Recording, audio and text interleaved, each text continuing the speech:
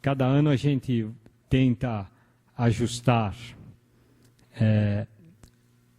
a palestra ao acontecimento da hora, do momento. E este ano aqui nós conseguimos, depois de um trabalho bastante intenso, concluir, a professora Maria Sofia Aragão, concluir um trabalho sobre a educação, como ela será nos próximos 10 anos. O sindicato está essencialmente interessado em saber essa questão, mesmo porque daí virão os novos números de escolas, os novos números de alunos, todas as questões que nos envolvem do ponto de vista trabalhista. Logicamente que todas as questões que também nos envolvem do ponto de vista pedagógico. Mas nós também, enquanto entidade sindical, sempre estamos preocupados com a questão trabalhista. Isso é uma coisa que nós não podemos jamais abrir mão. É função da entidade a questão trabalhista. Mas o trabalho que a professora Maria Sofia fez, ela não só procura saber as questões trabalhistas, como o nosso enfoque foi essencialmente na linha da questão pedagógica. Porque nós estamos interessados em qual vai ser o comportamento que nós vamos ter em relação a número de postos de trabalho, caso nós tenhamos uma influência muito grande do que se refere à questão da eletrônica. Vale lembrar que em 1990 o número de bancários era 1 milhão no país. E hoje não chega a 300 mil bancários no país inteiro. Não é por causa da crise momentânea que nós estamos passando, é porque é uma crise que os bancários estão carregando enquanto categoria. Esse problema norteou a direção do Simpro para fazer esse estudo. O estudo está pronto, entregue. Eu espero que em mais umas 2 semanas, no máximo, ele já estará disponibilizado no site. Inclusive, para quem quiser fazer pesquisas na área educacional, defesas de mestrado ou até teses de doutoramento, penso honestamente que tem material ali muito bom e útil e fértil para fazer prospecções. Eu acho que é uma coisa bem legal. Vale a pena daqui a pouco dar uma olhada. Antes de chamar o nosso convidado de hoje, que obviamente não sou eu, devo sair daqui, né? Eu já estou achando que eu já estou fazendo a palestra. Fiquei com inveja dele, então eu vou fazer a palestra. De hoje a 15 dias, de amanhã a 15 dias, não de hoje, de amanhã a 15 dias, se eu estiver errado, alguém me corrija, por favor. Nós vamos trazer no sindicato o professor Fabrício Carpeginé, que é um poeta e autor de vários livros. Ele é um poeta gaúcho. Ele vem fazer uma palestra para nós sobre... Ele publicou recentemente um livro que chama Canalhas. Ele lançou aqui na Bienal. Então, ele vem de hoje não é de hoje, é de amanhã. Quinta-feira, não a próxima, quinta outra, de 15 dias para frente. Então, vocês estão convidados. Estará no site do Simpro também, da mesma forma de inscrições que nós estamos fazendo aqui. O espaço lá é menor, tá bem? Então, um pouco mais de atenção.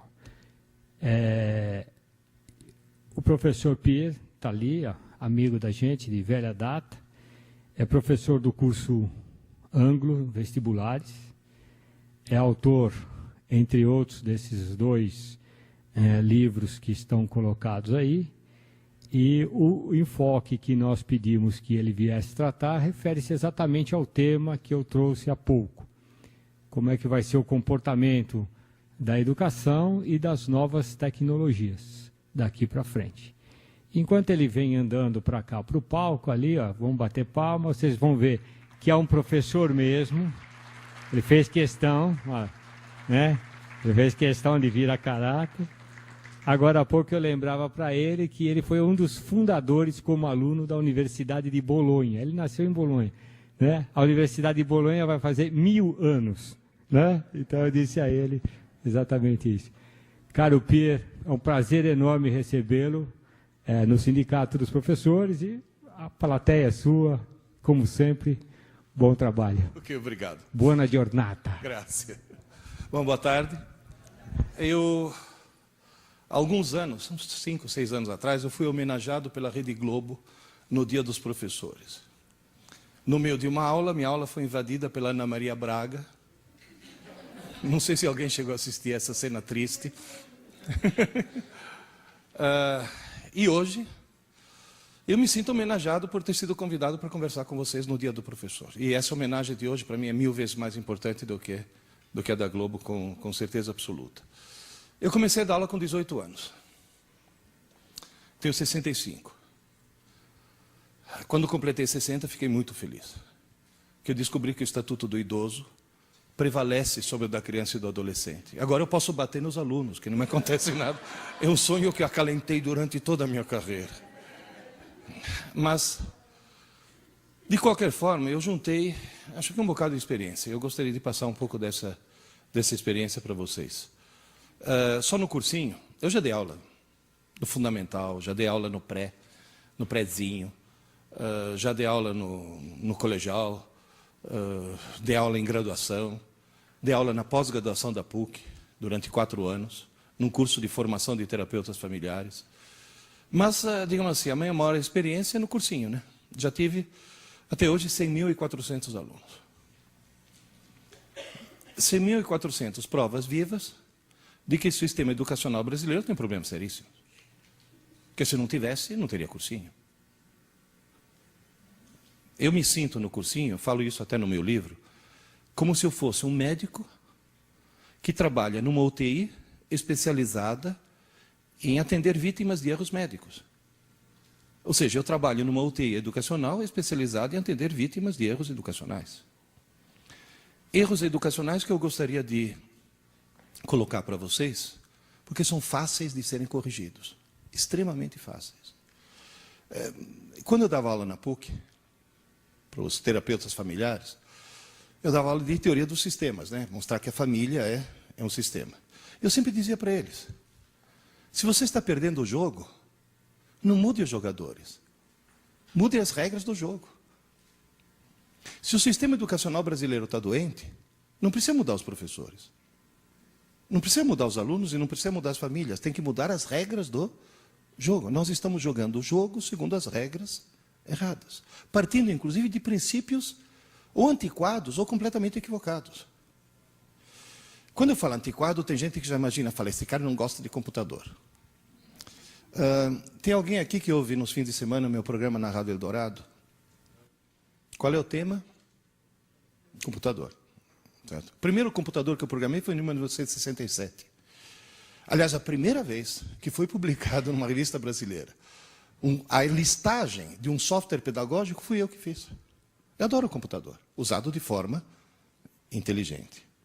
Aliás, por falar em inteligência, quando escrevi o primeiro livro, o segundo, a editora cuspiu sangue para poder lançar hoje. Vocês têm o privilégio de ser os primeiros a ver esse segundo. Esse é dedicado a pais, o primeiro é dedicado a alunos, e o número 3, que eu prometo para vocês, para o começo do ano que vem, é dedicado a professores. Eu ia lançar hoje o dos professores, mas sinceramente não deu tempo. Quando lancei o primeiro, Aprendendo Inteligência, já levei cacetada. Chegou uma psicopedagoga para mim, sabe aquelas psicopedagogas bem arrogantes? Desde quando inteligência se aprende? Eu falei, no seu caso, nunca. Agora, no caso dos meus alunos, existe essa possibilidade. Antigamente, se achava que inteligência fosse uma questão de nascença, certo? Fosse uma questão genética. Tanto é que há estudos que mostram que filhos de pais inteligentes são mais inteligentes. Só que o estudo mostra que isso vale mesmo que o filho seja adotivo. Ou seja, o ambiente é fundamental. Então, hoje, as neurociências já mostram. Tem cara que fala, desculpe, isso não é físico, sou. Só que como eu dei aula de computação durante muito tempo, eu dei aula durante muito tempo de inteligência artificial e configuração de redes neurais, eu me vi obrigado a estudar o cérebro humano. Que é o único computador que realmente pensa, por enquanto. Então, na realidade, as neurociências mostram hoje em dia o quê? Que inteligência, talento e vocação são qualidades aprendidas.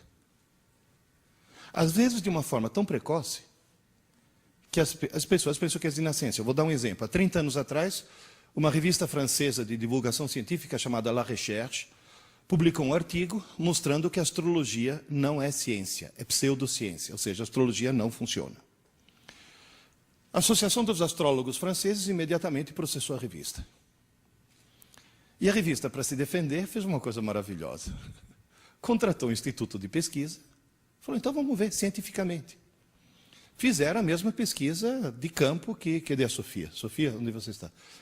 A Sofia tinha dúvidas, você não inventou, você foi lá, fez a pesquisa. Pesquisaram milhares de pessoas em termos de inteligência, talento, vocação, caráter, profissão, etc, etc, etc. E depois tabularam em função do signo para saber no que cada signo se sobressaía. A média deu exatamente a mesma. Ou seja, nenhum signo do zodíaco tem alguma característica especial. A média foi exatamente a mesma. Sinto muito decepcionar as pessoas que acreditam em astrologia, mas esse estudo mostrou que a astrologia realmente não funciona. Teve uma vez uma mãe indignada que chegou para mim e falou, então por que o jornal publica horóscopo? Falei, aonde, minha senhora? Na página humorística, junto com as histórias em quadrinho. Eu leio horóscopo. Eu acho divertidíssimo.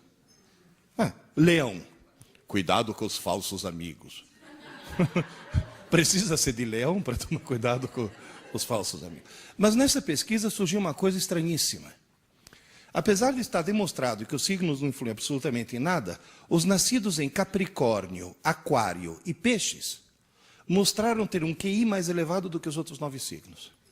E tira esse sorrisinho dos seus lábios, que só os nascidos na França, em Capricórnio, Aquário e Peixes. Agora, por que os nascidos na França, em Capricórnio, Aquário e Peixes têm um nível de inteligência mais elevado que os outros 9 signos? Simples. Capricórnio, Aquário e Peixes. Dezembro, janeiro e fevereiro. Inverno, faz frio. Faz muito frio. E na França os pais saem menos de casa. E ficam mais tempo com o nenê. E só o fato do nenê ter tido mais assistência, mais estímulos, mais carinho, mais presença, faz com que ele se desenvolva intelectualmente mais que os outros. E uma característica tão precoce, tão absurdamente precoce, que as pessoas acham que é de nascença. Então, na realidade, quando nós nascemos folhas em branco. E podemos ser qualquer coisa. Ninguém nasce matemático, poeta ou músico. Nós nascemos tudo. E a vida vai tirando. Quando o certo seria que a vida fosse acrescentando. Esse que é o problema. Bom, mas de qualquer forma, só para resumir, é bom que todos nós tomemos consciência que na nossa frente nós temos uma escada, chamada escada da inteligência. Todos nós, em qualquer idade, podemos subir essa escada. É lógico que ela vai subir muito mais rapidamente do que você, em função da idade, mas todo mundo sobe a escada. Todo mundo consegue subir, só que tem um pequeno problema. Os degraus diários são baixinhos. Portanto, quanto em termos totais a inteligência de um ser humano pode aumentar, não tem limite. Agora, quanto ela pode aumentar diariamente, é limitado pela própria estrutura das redes neurais do cérebro. Portanto, nós não podemos perder um dia sequer. Esse que é o ponto. Vocês vão dizer, e o sistema educacional brasileiro funciona? Olha, só para vocês terem uma ideia. Deixa eu avisar uma coisa. Alguém já ouviu falar aqui em Arthur Clarke? Arthur Clarke. Morreu 6 meses atrás. Que, aliás, me faz um favor, né? Toda vez que vocês na rua virem uma antena parabólica apontando para o céu, olha lá para cima e fala, obrigado, Arthur Clarke. Que foi ele que inventou isso, esse sistema de retransmissão. Pois é. O Arthur Clarke tinha uma frase que dizia, eu assisti uma conferência dele em Cambridge, em 1900 e tralalá. Any professor who can be replaced by a computer must be replaced. Qualquer professor que possa ser substituído por um computador deve ser substituído. Certo? Por favor, gravem isso. Se você for fazer um teste de QI na humanidade, seja, quantas pessoas, qual é o número de pessoas que têm um certo QI, vai dar a famosa curva em forma de sino, que mostra o quê? Que umas poucas pessoas têm um QI muito baixo, umas poucas pessoas têm um QI muito alto, e o chamado QI normal é 100. Que cá entre nós, não é lá grande coisa, né? Porque quem tem um QI 100 está acima de metade da população, mas está abaixo da outra metade. Pois é. Foi feito um teste de QI na população da Inglaterra. QI médio dos ingleses, 100. Ou seja, os ingleses têm a mesma distribuição normal que a população mundial tem. QI médio dos norte-americanos, 98. Eles são normais também.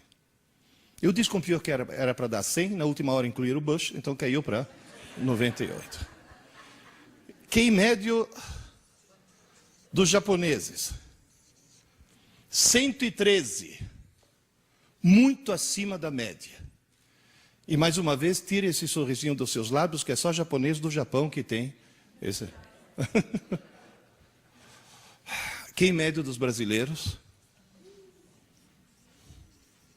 87. E não vou nem falar quem que eles incluíram na última hora. Agora, na realidade, o cérebro de um japonês, o cérebro de um inglês, o cérebro de um brasileiro, biologicamente são idênticos. Idênticos. Isso já mostra o quê? Que no Japão, a estrutura, o ambiente, deve fazer coisas que estimulem mais a subida da escada, e no Brasil nós, pelo contrário, estimulamos a descida. É só mudar as regras do jogo. E a escola brasileira, o que faz? Nada, porque a escola brasileira, a escola oficial que eu falo, nem sequer sabe que essa escada existe.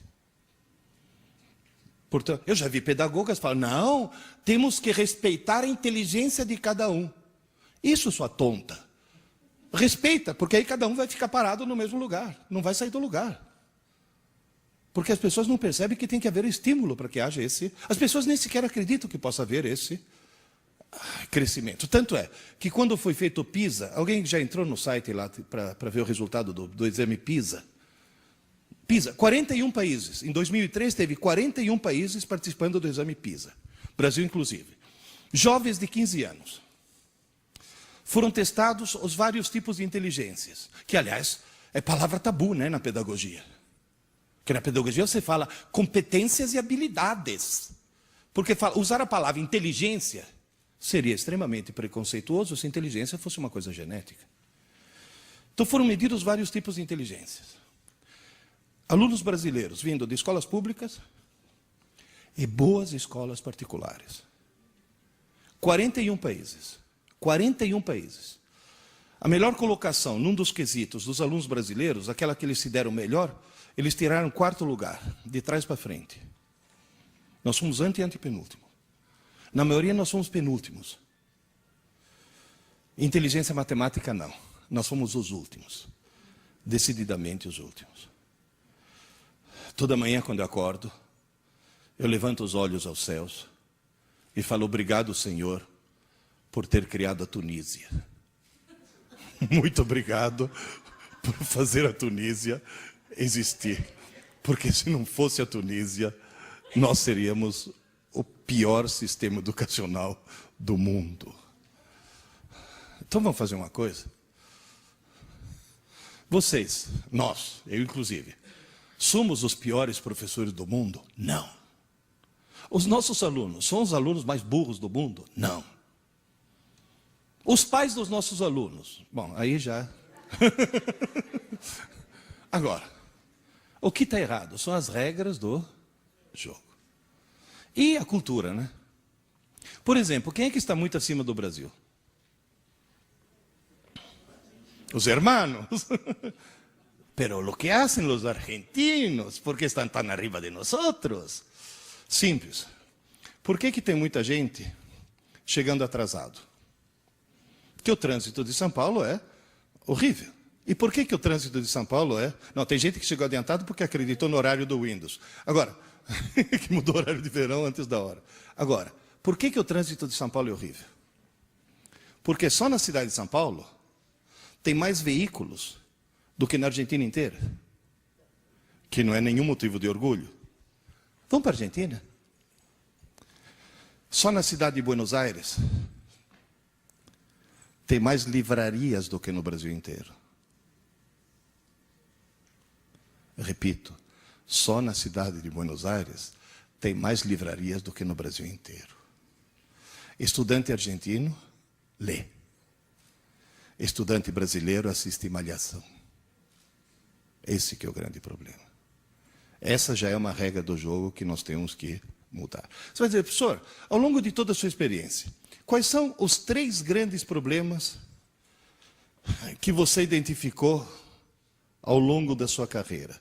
Por que a escola brasileira hoje não funciona direito?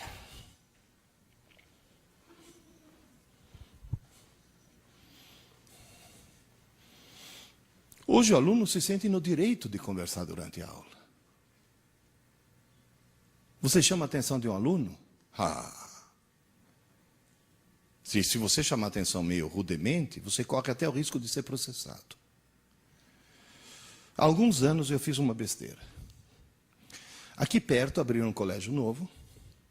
E um amigo meu falou, Pierre, abriu um colégio novo, eu sou diretor, você vai ser um dos nossos professores. Eu falei, desculpe, não tenho tempo. Você vai dar aula um ano só para dar o pontapé inicial. Eu falei, desculpe, não tenho tempo.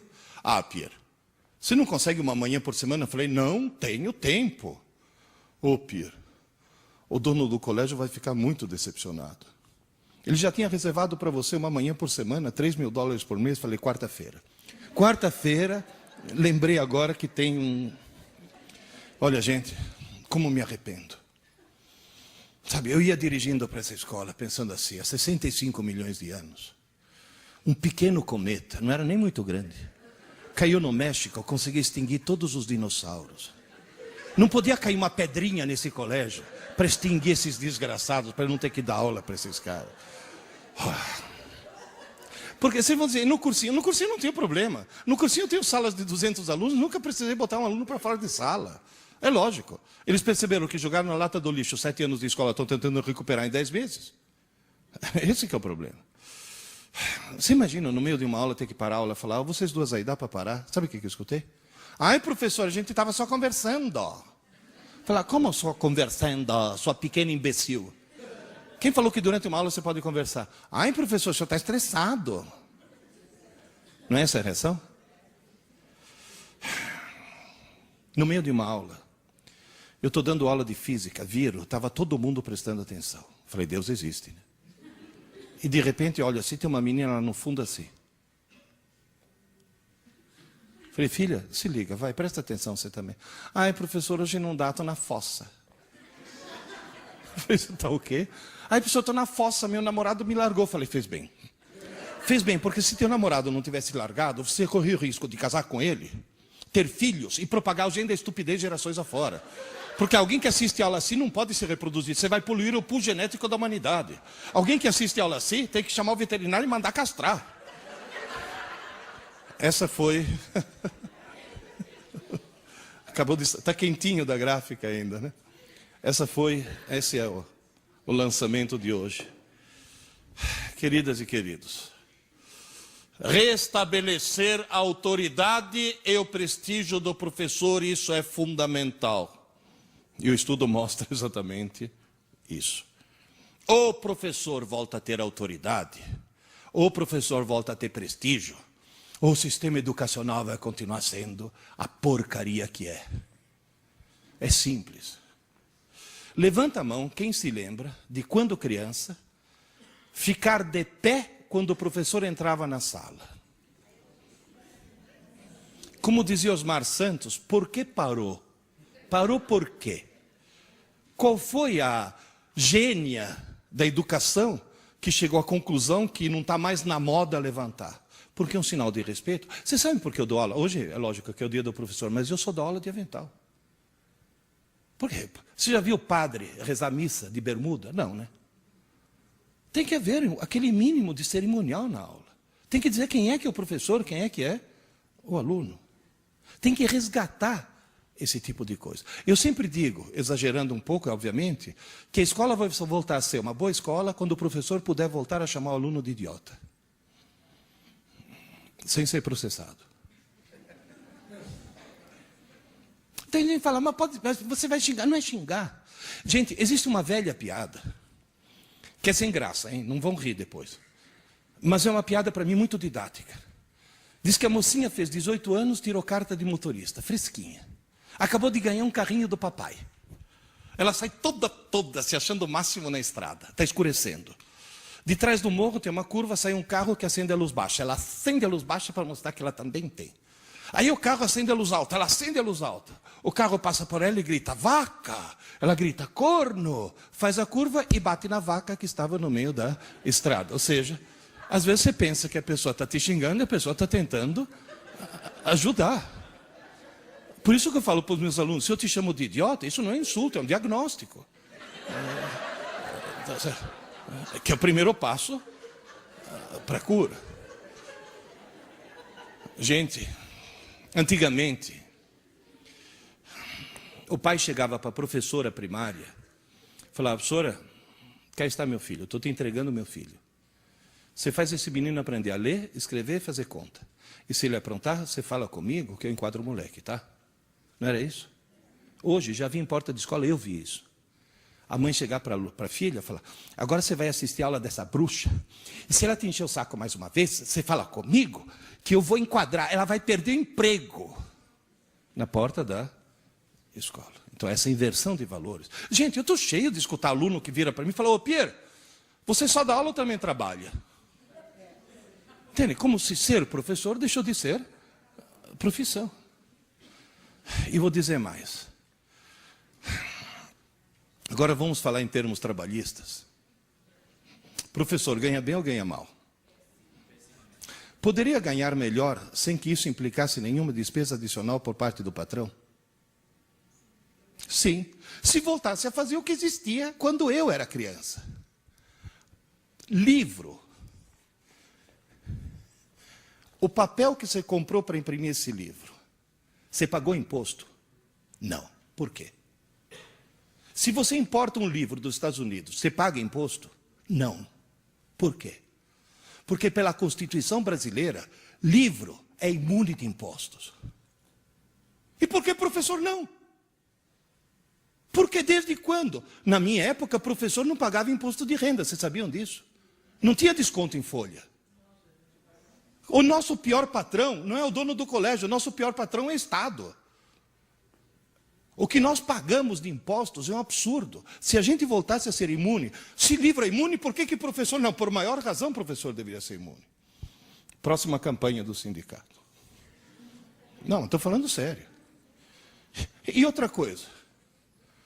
Restaurar fé pública. Professor tem que ter fé pública.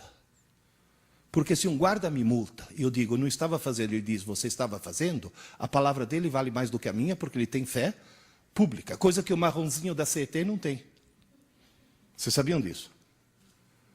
Ele não tem autoridade desse tipo de multa, porque ele não tem fé pública. E professor voltar a ter fé pública. A palavra do professor tem que voltar a ser uma coisa importante. Segundo problema, que é o mais grave de todos. Aluno brasileiro, e quando eu falo aluno, estou incluindo vocês quando eu estava fazendo a faculdade, viu? Aluno brasileiro não estuda para aprender, estuda para tirar nota. E se estuda para tirar nota, tira nota. Passa de ano. E consegue um diploma. Só não consegue aprender. Vocês vão dizer, mas professor, se um aluno tira uma boa nota, não quer dizer que aprendeu? Eu conheço duas técnicas para tirar uma boa nota sem aprender. Uma é ilegal, outra é legal. Qual que é ilegal? Cola. Vocês sabiam que numa faculdade, se pegar um aluno de mais de 18 anos colando, teoricamente o professor teria que ir na delegacia fazer um BO? Então eu vou dar um conselho para todos vocês. Pegou um aluno teu colando, tirar a prova e dar zero não é castigo. É obrigar o ladrão a devolver o fruto do roubo. Pegou um aluno teu colando, chama a família. Teu filho tentou roubar. Segunda vez suspende. Terceira vez expulsa. É maçã podre. Porque se deixar alguém nessa idade colar, quando crescer vira o quê? Senador. Tá certo? Nós temos que cortar o mal pela raiz. Olha, o ACM lá, o Antônio Carlos Magalhães, na hora que foi ver o resultado, eu não estava colando. Qual é a segunda técnica para tirar uma boa nota sem aprender? E sem colar. A escola marca uma prova na quinta-feira pela manhã. Quando é que um aluno normal começa a estudar?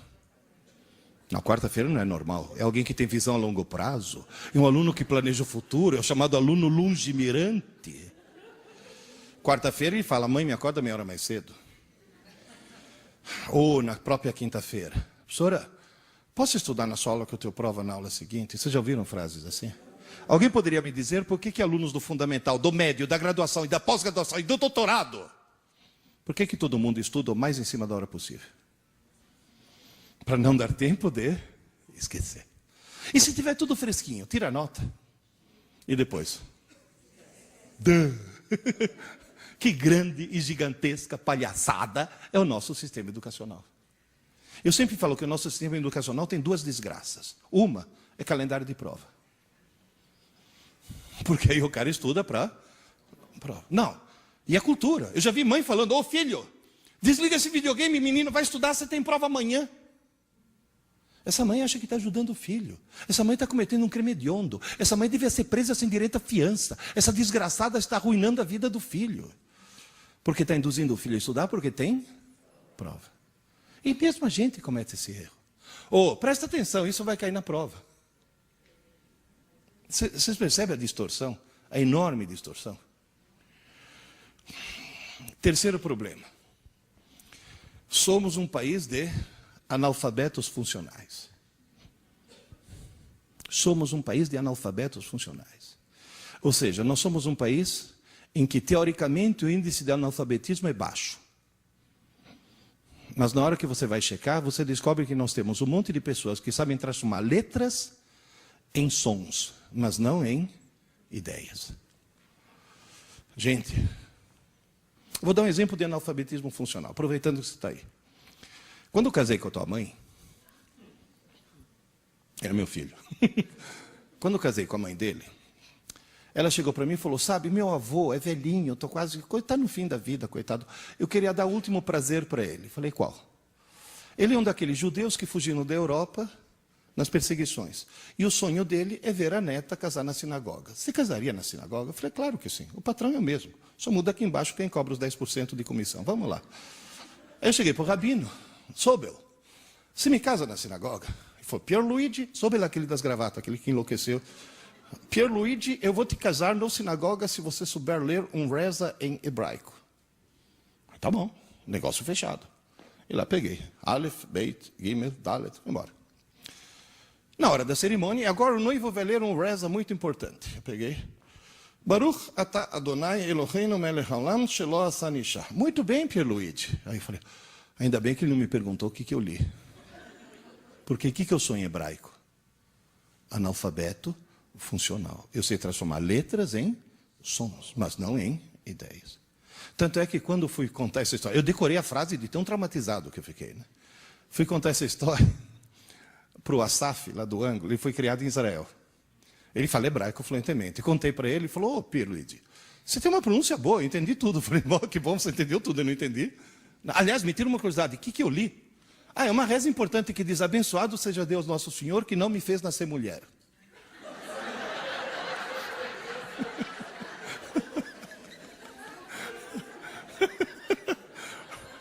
Bom, mas para mim está sendo útil. É que quando eu dou aula, chega uma aluna e fala, professor, posso sair? Estou com cólica. Eu falei, pois não, filha. E lá dentro eu penso, Baruch atah Adonai. Mas, de qualquer forma, nós temos um problema terrível. Professor, quais são as causas disso tudo? O que está acontecendo? Por que nós viramos, por exemplo, um país de maleducados? É o péssimo hábito que existe nos lares brasileiros e você tem que falar com os pais dos teus alunos e com vocês mesmos para acabar com essa maldita mania de deixar a televisão ligada o tempo todo.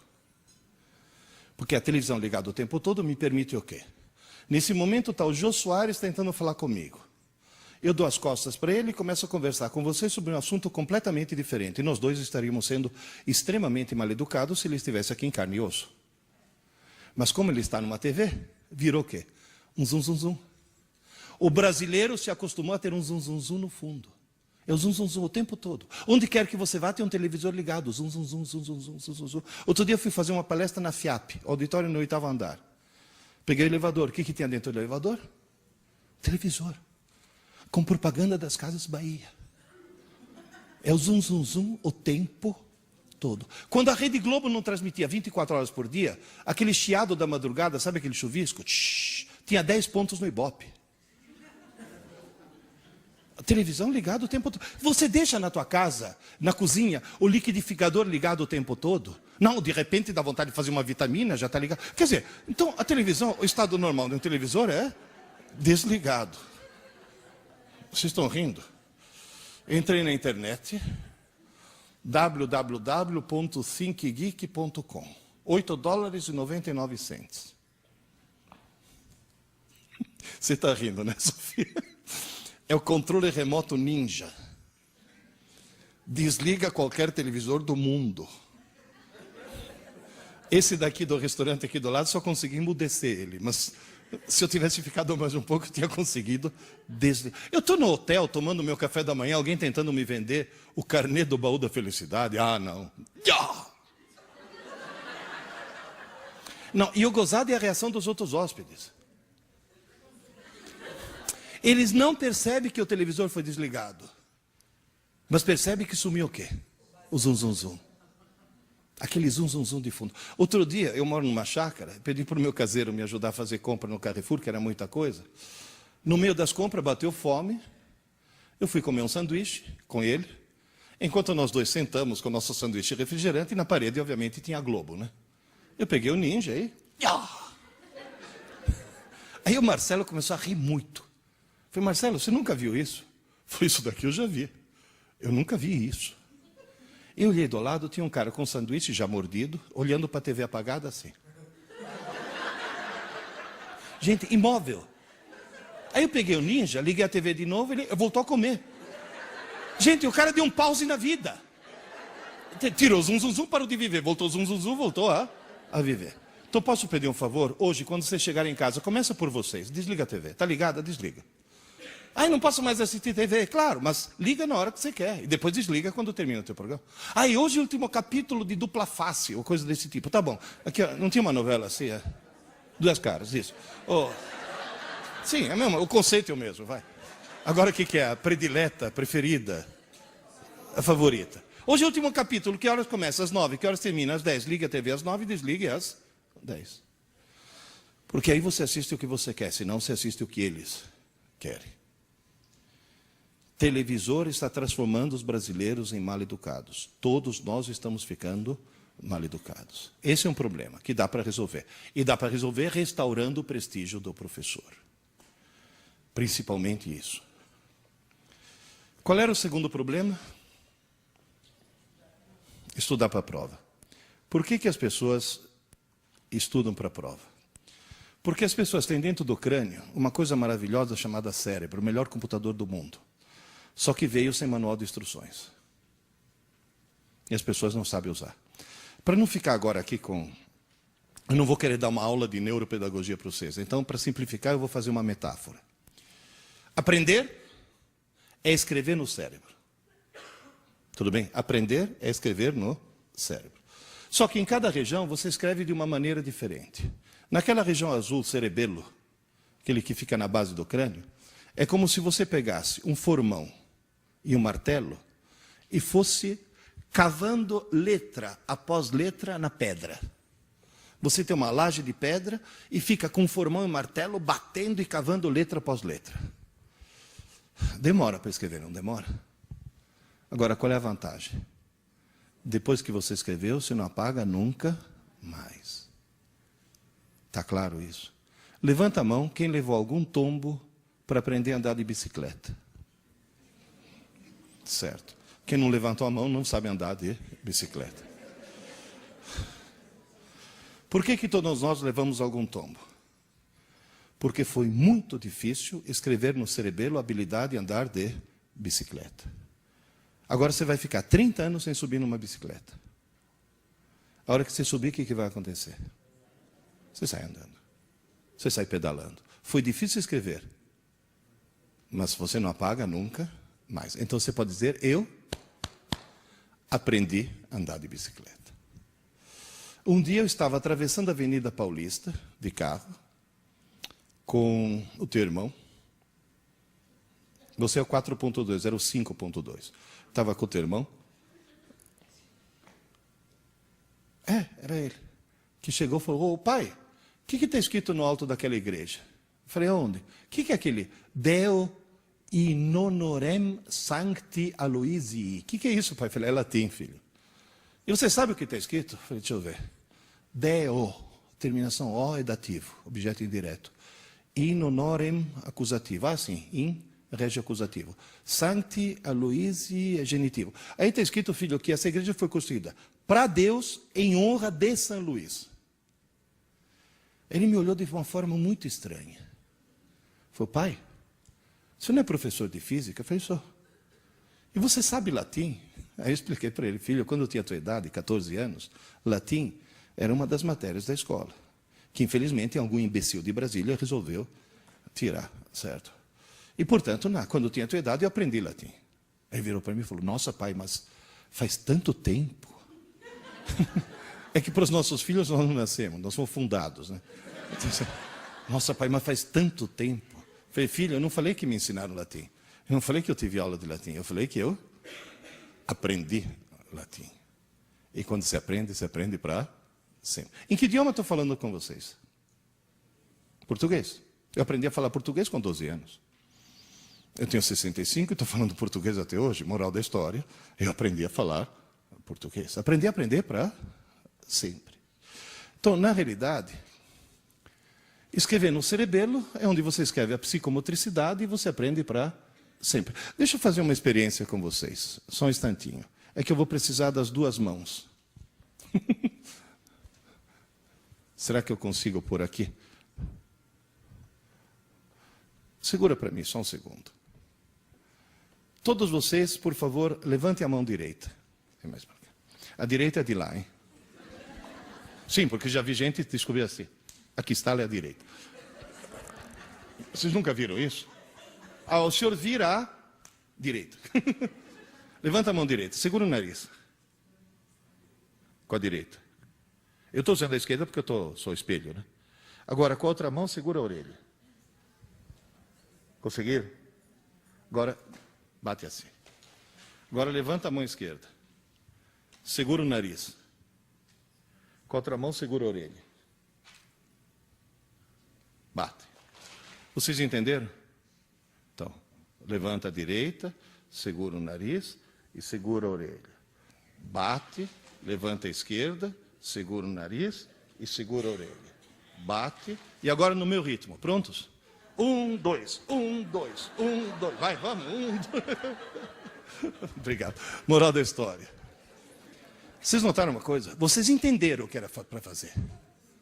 Mas ainda não aprenderam. E é bom o professor entender muito bem que entender é uma parte do processo, aprender é outra. Não tem, entende? Não é? Uma já implica na outra. Agora, se hoje à tarde vocês treinarem, amanhã vocês não vão poder fazer isso? Semana que vem, você não vai poder chegar na tua sala de aula, mostrar isso para os seus alunos, falando, está vendo? Qualquer idiota consegue fazer isso, você não consegue. Quer dizer, na realidade, você pode aprender. Se hoje à tarde você ficar na frente do espelho e treinar, tranca a porta do banheiro, para que ninguém te surpreenda fazendo isso. Uma coisa foi entender, a outra coisa foi aprender. Porque escrever no cerebelo não é uma coisa simples. Agora, como é que eu escrevo no sistema límbico, que é essa região amarela aí em cima? Aí é exatamente o contrário. Em vez de ser extremamente difícil, é como se eu pegasse um bastão e fosse escrevendo na areia. Sabe, Padre Anchieta, escrevendo poesias na areia. Só que está ventando. Então eu escrevo e apago. Escrevo e apago. Escrevo e apago. Então, na realidade, o sistema límbico é o rascunho do cérebro. É um lugar onde é muito fácil escrever, é muito fácil apagar. Você apaga coisas que você colocou segundos antes. Você está sentada na sala, levanta, vai até a cozinha, para no meio da cozinha e fica que nem uma tonta se perguntando o que eu vim fazer aqui, meu Deus do céu. Já aconteceu com algum de vocês? O que você faz para lembrar? Não adianta buscar inspiração na geladeira, você é obrigado a voltar. E nesse momento, você diz, eu tenho sérios problemas mentais. Por favor, tomem consciência de que dentro da cabeça de cada um de nós, inclusive dos nossos alunos, mora um idiota. Essa é a parte idiota do cérebro. Não, realmente. É a primeira que acorda pela manhã. Vocês já notaram quanta besteira você faz de manhã cedo? Um dia, num dia muito frio, eu vi esse cara pular de um beliche e calçar 2 meias no mesmo pé. Ele calçou uma, depois ficou pulando, quando achou a outra, em vez de calçar no pé descalço, calçou no pé que já tinha a meia. Qual é a desculpa? Eu estou sonado. Não é que está sonado, é a parte idiota do cérebro que funciona assim. Gente, eu já vi gente fazer... Eu já vi um colega meu, Renato, atendeu o telefone no controle remoto da TV. Eu, de manhã cedo, olha quem está falando. Eu já escovei os dentes com hipoglós. Alguém que chega a esse extremo tem problema, certo? Agora, você sabe qual é a boa notícia? É que lá no córtex, naquela outra região, dentro de cada um de nós, mora um gênio. Mas mora um gênio mesmo.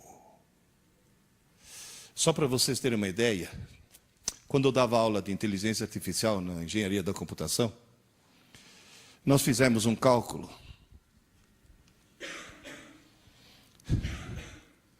Quantos computadores de última geração? Esse é um notebook de ultimíssima geração. Quantos eu deveria ligar em rede para simular um córtex humano? O cálculo mais otimista deu 15 mil. 15 mil. Ou seja, dentro de cada crânio de cada um de vocês, tem uma rede equivalente a 15 mil computadores. Vocês têm ideia do que quer dizer isso? Quer dizer que vocês e todos os seus alunos, no fundo, são gênios. Alguns bem no fundo, né? Mas todo mundo tem esse potencial, essa genialidade potencial. Ou seja, todo mundo pode subir a escada da inteligência. Em primeiro lugar, eu gostaria de dar parabéns para o engenheiro, né? Quer colocar 15 mil computadores num 1,5 litro, isso sim é nanotecnologia. Em segundo lugar, lembre-se de uma coisa, se alguém estudar que nem um louco, 10 horas por dia, todos os dias da semana, sábado e domingo inclusive, todas as semanas do mês, todos os meses do ano, e todos os anos de sua vida, essa pessoa esgota a capacidade de processamento de seu cérebro em aproximadamente 4 séculos. 4 séculos. Está certo que a expectativa de vida aumentou. Mas também não vamos exagerar. Quanto tempo você vai viver? Se você for uma Dercy Gonçalves. Oscar Niemeyer. Eu pretendo morrer aos 96 anos baleado por um marido ciumento. Esse é o meu projeto de vida. Agora, 4 séculos significa o quê? Que todos nós vamos morrer com pelo menos 3/4 da inteligência que ele nos deu ainda a ser desenvolvida. Sabe o que quer dizer isso? Aquela escada que eu falei no começo, é uma escada que tem degraus para 4 séculos, e nós só temos fôlego para 1 século. Portanto, a escada é como se fosse infinita, não tem fim. Porém, insisto, os degraus são baixinhos. Professor, escrever no idiota é fácil? É, mas apagar também é fácil. Escrever no gênio é difícil? É, mas apagar também é difícil. É a mesma coisa que o cerebelo. Escrever no gênio você não esquece nunca mais. Agora vem a pergunta que vale $1,5 milhão. Por que $1,5 milhão? Porque se eu for na porta da ASUS e falar, eu quero comprar 15 mil desses por atacado, eles vão vender a $100 cada um. $100 vezes 15 mil dá $1,5 milhão. Dentro da cabeça de cada um de nós tem um patrimônio de $1,5 milhão. Quando você trabalha, o salário que você ganha não é salário, é leasing. É o aluguel de um equipamento que custa $1,5 milhão. E você vai dizer, por que tem salários tão diferentes? Porque quem está alugando depende de que degrau ele está. Se for alguém que se preocupa em subir a escada, o leasing vai ser cada vez mais alto. Agora vem a pergunta de $1,5 milhão. Prontos? Na hora que seus alunos, do fundamental, do médio, da graduação, da pós-graduação, estudam mais em cima da hora possível para fazer uma prova, estão colocando as informações no idiota ou no gênio? No idiota. Esse é o câncer da escola brasileira. Você vê aluno entrar na sala de aula, o cara entra assim. sem chacoalhar a cabeça. Que se você chamar e falar, ô Zé, que foi? Pronto, agora embaralhou tudo. Agora eu vou ter que estudar de novo. Ou aquela menina que entra assim, não fala comigo, não fala comigo, não fala comigo. Ou aquela que chega e fala, professora, dá a prova logo, pelo amor de Deus, antes que eu esqueça. Posso dizer uma coisa? Vocês entenderam a farsa que é o sistema educacional brasileiro? É uma farsa. Nós estamos brincando, é brincadeira isso. Tem que mudar as regras do jogo. Vocês vão dizer, professora, então me explica aí, como é que a gente escreve no Gênio? Aí que tá, no Gênio você não escreve, você copia. Como assim? Posso voltar para a minha analogia de escrever na areia? No cerebelo é escrever na pedra. No sistema límbico é escrever na areia. Agora atenção, eu estou escrevendo na areia. Quer um conselho? Como dizem em Piracicaba, carca fundo, mas carca bem. Porque depois que você cansar de escrever, você vai dormir. Você some de cena. E entra em cena uma rotina automática que eu chamo encarregado da manutenção, que chega nessa areia que está afundada, joga cimento em cima. Obviamente, onde tem uma valeta bem funda, o cimento é mole, penetra. E na hora que essa placa de cimento endurece, você levanta essa placa de concreto, tudo que estava em baixo relevo vai estar agora em alto relevo.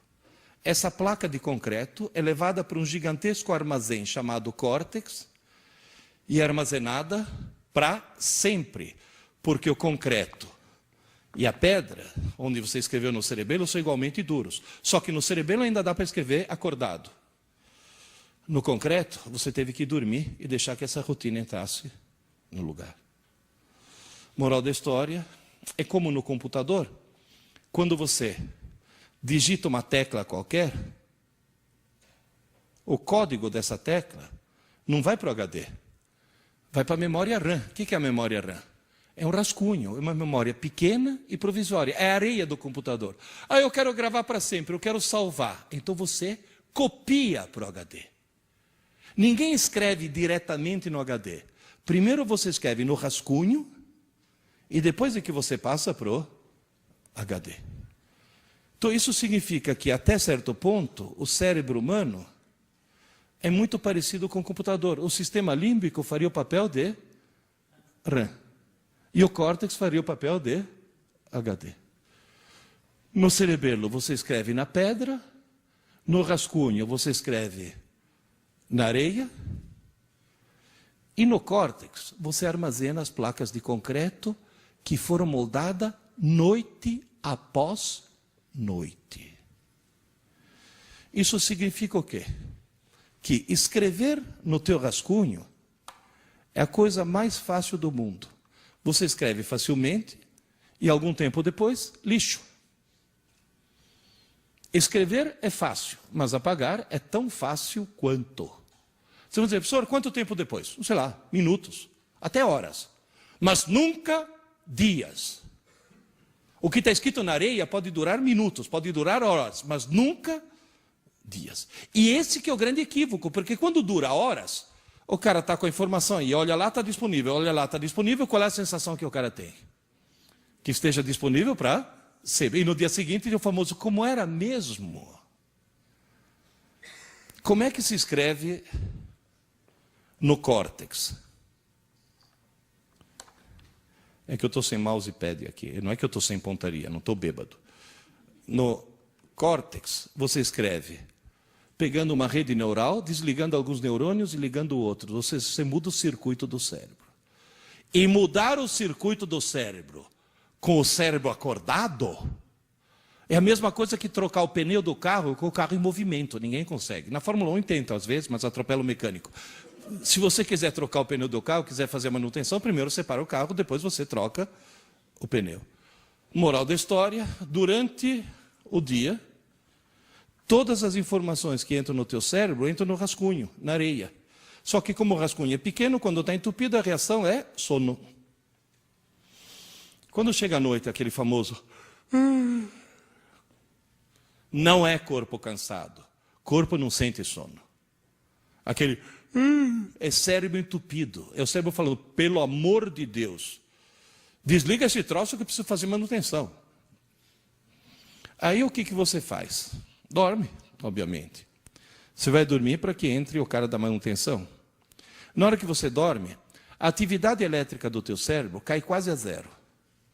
Nesse momento você tem que ir de alcachofre em coma. Depois, de repente, começa uma atividade muito intensa. É chamado sono REM, REM de Rapid Eye Movement. Embaixo da pálpebra, você vê os olhos se movendo. Se alguém te acordar nesse momento, você falou bem no meio do meu sonho. Depois volta a parar, depois volta a atividade. Parou. Parou o carro. Atividade, trocou o pneu. É nesse momento que é feita a manutenção do cérebro. Queridas e queridos, à noite, vocês não dormem para descansar. Descansar, vocês estão descansando agora, que estão sentados. À noite, você dorme para sonhar. E você sonha para fazer a manutenção do cérebro. Noite após noite. Nessa manutenção, primeira providência, limpar boa parte do rascunho. Por que limpar boa parte do rascunho? Porque no dia seguinte você tem que ter onde escrever. Quem já passou uma noite em claro sabe muito bem que no dia seguinte fica meio abobado. Não porque não dormiu, porque não sonhou. O sonho que é, e todo mundo sonha, hein? Tem gente que não lembra, mas todo mundo sonha. Vocês vão dizer, professor, vai tudo para o lixo? Felizmente não, né? Durante o dia você recebe muita informação. Uma pequena fração é gravada no concreto, tira o molde no concreto e leva para o armazém do córtex e transforma em pouco conhecimento. Ou seja, outro dia vi lá, veja, um artigo dizendo assim, as crianças de hoje em dia são muito mais inteligentes porque recebem muito mais informação. Porque tem a internet, tem a televisão, fala, calma lá. Não adianta entupir a pessoa de informação.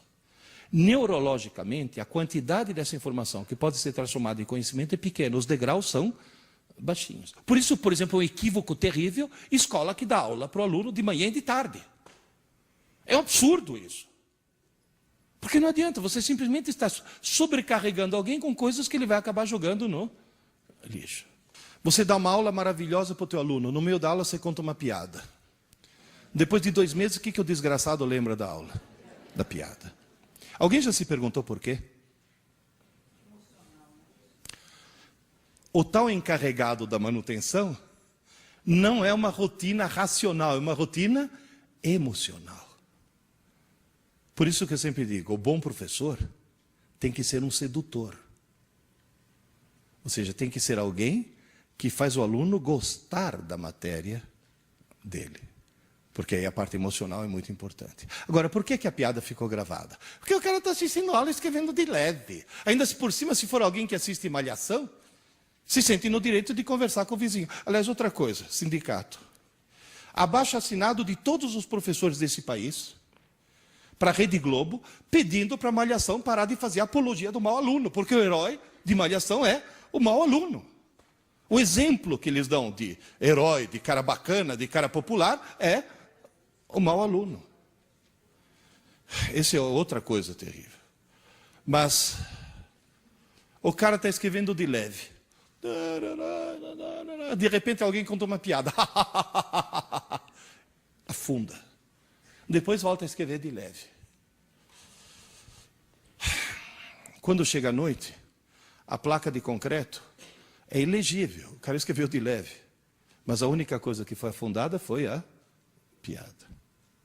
Tanto é que tem muito professor que, infelizmente, ao descobrir que a rotina é emocional, e ao partir do princípio que nem toda emoção é positiva, usa aquela velha técnica com a qual eu discordo. Né? Comigo ninguém passa! E o cara, coitado, está afundando. Que eu sou contrário a esse tipo de coisa. Né? O professor, apavorante. Eu parto do princípio que existem 2 maneiras de fazer um burro andar com uma cenoura. O ideal é pôr a cenoura na frente. Agora, voltando aqui ao nosso problema. Como é que eu faço para que hoje à noite, até as aulas, sejam gravadas na memória permanente? Agora eu vou contar uma historinha para vocês. Por favor, não tomem isso como marketing, mas é uma realidade que eu vivi durante quase 40 anos. Há 60 anos atrás, 4 engenheiros 4 engenheiros. Simão Feigenbaum, professor de Química, já falecido. Carlos Marmon, professor de desenho, já falecido. Abraão Bloch, professor de matemática, aposentado pela Universidade de Haifa, em Israel, está morando em Israel agora. E Emílio Gabriades, professor de física, que está todo dia lá no ângulo, dirigindo o ângulo ainda. Esses 4 gênios, montaram um grupinho de aulas particulares para preparar alunos para entrar na escola politécnica. Só que eles davam aula tão geniais que o grupinho foi crescendo, virou uma sala, e nesse momento se criou uma coisa, sem querer criar uma coisa chamada cursinho. Não tinham lugar onde ficar, alugaram uma sala no Colégio Anglo-Latino da Aclimação, que não tem nada a ver com ângulo. Mas ficaram conhecidos como aqueles 4 lá do ângulo. Aí o nome ângulo pegou e acabou virando a marca. Muito bem. O que esses 4 gênios descobriram? Que se eles dessem 4 aulas geniais pela manhã, no dia seguinte, as aulas já tinham ido parar no lixo. Não adiantava a aula ser a melhor do mundo. Não adiantava nada. Por isso que insisto, não adianta melhorar a aula. A mudança da regra do jogo não está aí.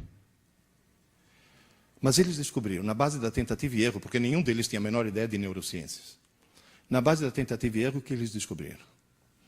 Que aquelas aulas que foram dadas pela manhã, de tarde, no mesmo dia, antes que se passe uma noite de sono, fossem reforçadas por exercícios de aplicação, que seria, dentro da minha analogia, escreveu de leve na aula, e depois à tarde, na hora de fazer a tarefa, afunda aquilo que estava de leve, para que saia um bom alto relevo no concreto. Não só aquela aula ia durar até o dia seguinte, como ia durar para sempre. Levanta a mão aqui quem foi meu aluno. Se lembra qual é o lema do ângulo? Aula dada, aula estudada. No mesmo dia, antes que se passe uma noite de sono. Aula dada, aula estudada. Só que, muito tempo depois, para ficar mais óbvio e mais explícito, eu acrescentei a 5ª palavra. Aula dada, aula estudada. Hoje. Antes que se passe uma noite de sono. Então, dentro das mudanças da regra do jogo que eu estou pedindo aos professores. Você dá aula de matemática numa turma, segunda e quinta. Segunda e quinta. Na segunda-feira você dá uma aula importantíssima, passa uma tarefa que, aliás, observação, é um crime qualquer professor dar uma aula que não venha seguida de uma tarefa. Porque qualquer aula que não tem exercícios de aplicação depois é uma aula inútil, é uma aula que vai ser jogada no lixo. Está bem claro isso? Você dá aula segunda e quinta, na segunda-feira você passa uma tarefa e diz, pessoal, a tarefa é tão importante, mas tão importante, mas tão importante, que eu vou cobrar. Coisas terríveis acontecerão com quem não me entregar a tarefa. Só que a outra aula dele é quando? Quando é que o cara faz a tarefa? Ou quinta de manhã, sentado na escala, copiando de um CDF. Não é isso? Quando a tarefa, para ter efeito, devia ter sido feita quando? No mesmo dia. Portanto, o truque qual que é? A regra do jogo básica. Faça seus alunos estudar pouco, mas todo dia.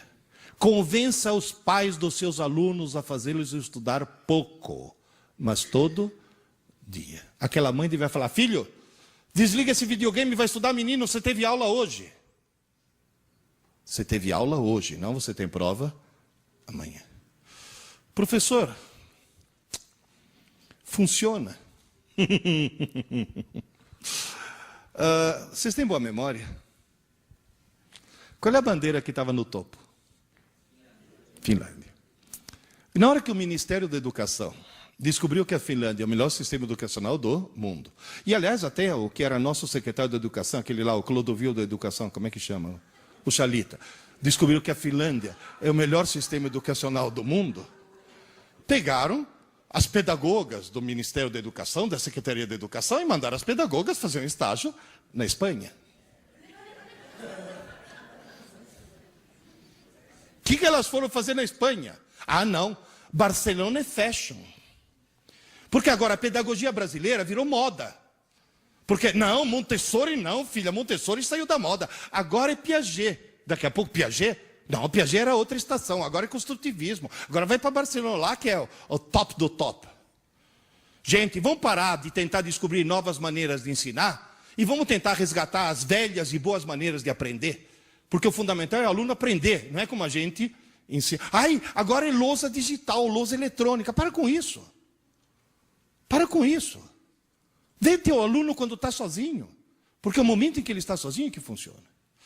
Eu fui para a Finlândia, porque eu estou desconfiado da Finlândia faz muito tempo. Eu fui para a Finlândia há tanto tempo, mas há tanto tempo, que eu tive dificuldade para passar na fronteira, porque a Rússia ainda era União Soviética. Para vocês terem uma ideia de há quanto tempo eu fui lá. Bom, em primeiro lugar, eu aconselho todo mundo a nunca ir para a Finlândia no inverno. É muito deprimente. O sol nasce às 11 horas da manhã e se põe às 2 da tarde. Você imaginou coisa mais deprimente que isso? 10h30 da manhã é noite. 11 horas nasce um pálido sol que faz... pronto, 2 horas já. Tanto é que o índice de suicídio deles é enorme. Depressão. Eles bebem, mas bebem. Eu cheguei para um conhecido meu finlandês e falei, mas por que você bebe tanto? Ele falou, não, eu jamais bebo de dia. Que grande esforço que você faz. A Finlândia é um país extremamente feminista. Todas as mulheres finlandesas trabalham. A multinacional finlandesa mais bem-sucedida é a Nokia. Quem que colocou a Nokia como líder mundial em celulares? Seu presidente. Quem é seu presidente? Uma mulher. Todas as mulheres finlandesas trabalham. O parlamento finlandês tem 40% de mulheres. 40% do parlamento são mulheres. Todas as finlandesas trabalham. Só que a Finlândia é um país de primeiro mundo, né? Não tem babá, não tem empregada doméstica. Portanto, todas as escolas finlandesas são período integral. Porém, só tem aula pela manhã. À tarde eu fui visitar. Cada criança tem uma mesinha, uma gaveta, onde guarda seus cadernos, seus livros, e em silêncio e sozinhos, eles fazem aula dada, aula estudada, hoje. E são o melhor sistema educacional do mundo. Eu sempre digo que a Finlândia somos nós, na rua Tamandaré 596, faz 60 anos. E nunca veio nenhum secretário da educação perguntar para a gente por que vocês têm tanta eficiência e tanto sucesso. Por quê? Nós não temos os melhores professores e nem temos o melhor material. Nós temos os melhores alunos na medida que eles se convenceram que um bom aluno é alguém que estuda pouco, mas todo dia. Gente, essa é a regra do jogo que eu imploro para vocês mudarem. Por quê? É tal história. O aluno acha que nós não existimos fora da escola e nós achamos que o aluno não existe fora da escola. O aluno é gozadíssimo. Eu estou jantando no restaurante e passa um ex-aluno. Ô, Pierre, você comendo? Nessa é a reação. O chato é quando o ex-aluno é caixa do motel, né? E a pergunta é a mesma. Agora, na realidade, assim como eles acham que a gente não existe fora da escola, a gente acha que eles não existem fora da escola. Portanto, o pedido que eu vou fazer para vocês, por favor, virem 180 graus. Virem 180 graus. Parem de se preocupar em melhorar a aula. A aula já está boa. Vocês dão boas aulas. Só que vocês dão boas aulas inúteis. Porque aquela boa aula depois vai parar no lixo. Vira 180 graus. Não vai fazer que nem aquela loira da TV que virou 360 graus. Né? Ela falou, minha vida mudou, virei 360 graus, que voltou ao mesmo ponto. Quer dizer, moral da história, vira 180 graus e tenta imaginar teu aluno em casa. Quem é de escola pública sabe que a dificuldade é que tem aluno em casa que nem mesa tem. Por isso que, inclusive, uma das coisas que a escola pública deve fazer é escolas de período integral. Porém, insisto, tendo aula apenas pela manhã. E vou dizer mais. Se teu aluno assiste aula pela manhã, ele tem que estudar à tarde. Se teu aluno assiste a aula à tarde, tem que estudar à noite, não na manhã seguinte.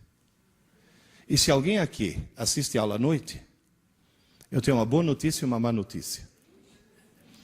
A má notícia é que você vai ter que dormir meia hora mais tarde. A boa notícia é que, como a aula está tão recente, na areia está tudo bem marcadinho ainda. Portanto, aquela meia hora de estudo é mais do que suficiente. Mas tem que ser antes que se passe uma noite de sono. Com isso, o que vai acontecer? Número 1, não precisa mais falar para o aluno não estudar para a prova. Ele sozinho vai descobrir que não precisa mais estudar para a prova. Número 2, ele vai perceber que nunca mais ele vai esquecer as coisas. Tem aulas que eu dei para você que você lembra até hoje. E faz pouco tempo, né? Foi há 30 quilos atrás. Você lembra como eu era magrinho?